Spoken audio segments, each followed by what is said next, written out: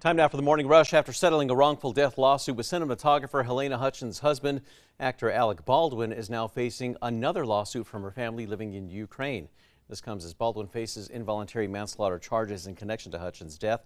The lawsuit names several others involved in the movie production. The family's lawyers say that Hutchins supported her family emotionally and financially. Back here in New Mexico, a teen will stay behind bars until trial after being accused in the murder of a high school senior.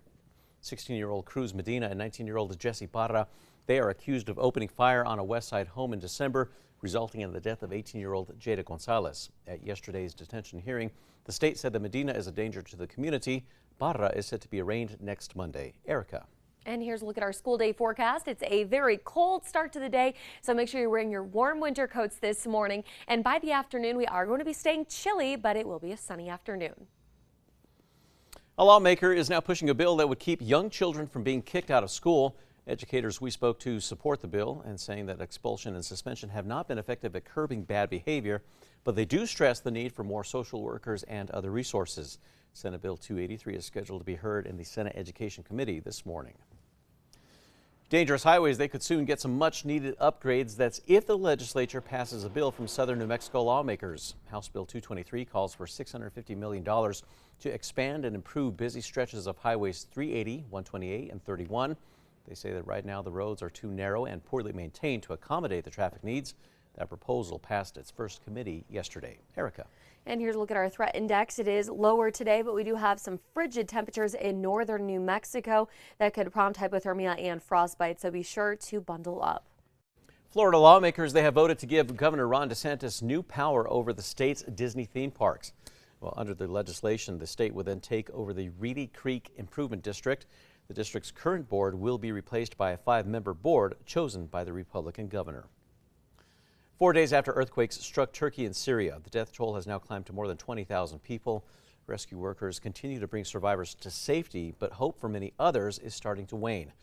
Yesterday, the U.S. State Department announced that it will give $85 million to humanitarian relief efforts. Erica. All right, a check on traffic. The maps are clear this morning. No accidents or slowdowns to report. And here is a look at Tracker heading south on I-25 near the Big I. Everything's moving at speed, and it's a beautiful morning out there. A preschool in Grovetown, Georgia is now hoping to collect Valentine's Day cards from all 50 states. The teacher thought that it would be a great way to help her students learn about the different states, what a letter is, and how it works. So far, the class has received cards from states like Missouri, New York, Ohio, and several others. Time now for the 5 facts. At number 5, some Albuquerque bicyclists are calling for repairs and cleanup on bike trails. Frustrated riders are saying the I-40 trail is nearly impossible to travel, and tunnels near Eubank and Wantabo are full of trash, graffiti, and drug paraphernalia. The State Department of Transportation says this area is vandalism hotspot and that they're constantly cleaning and repairing.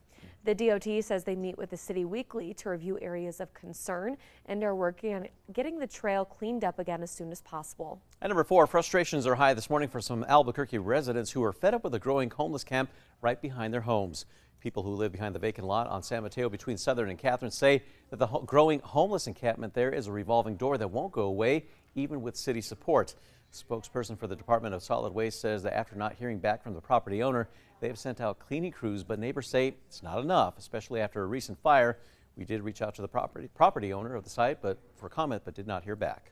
And at number 3, it's going to be a chilly day out there. We're going to see temperatures in the 30s in the mountains, the 40s for most of the state, and only 1 or 2 low 50s in far southern New Mexico. But luckily, a warm up is on the way for the weekend.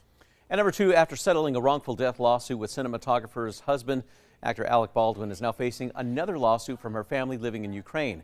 This comes as Baldwin faces involuntary manslaughter charges in connection to Halyna Hutchins' death. The lawsuit names several others involved in the movie production, alleging battery, intentional infliction of emotional distress, negligence, and loss of consortium. Baldwin's attorney declined to comment on the latest lawsuit. And at number 1, a teen will stay behind bars until trial after being accused in the murder of a high school senior at a house party. 16-year-old Cruz Medina and 19-year-old Jesse Parra, they are accused of opening fire on a house that is near Pat Hurley Park in December. 18-year-old Jada Gonzalez was inside the home and shot and killed. At yesterday's detention hearing, the state said that Medina is a danger to the community for knowingly shooting at a home that had people inside. Parra is set to be arraigned next Monday.